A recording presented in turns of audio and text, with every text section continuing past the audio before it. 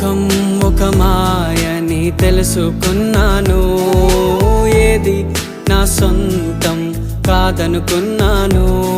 ఈ లోకం ఒక మాయని తెలుసుకున్నాను, ఏది నా సొంతం కాదనుకున్నాను.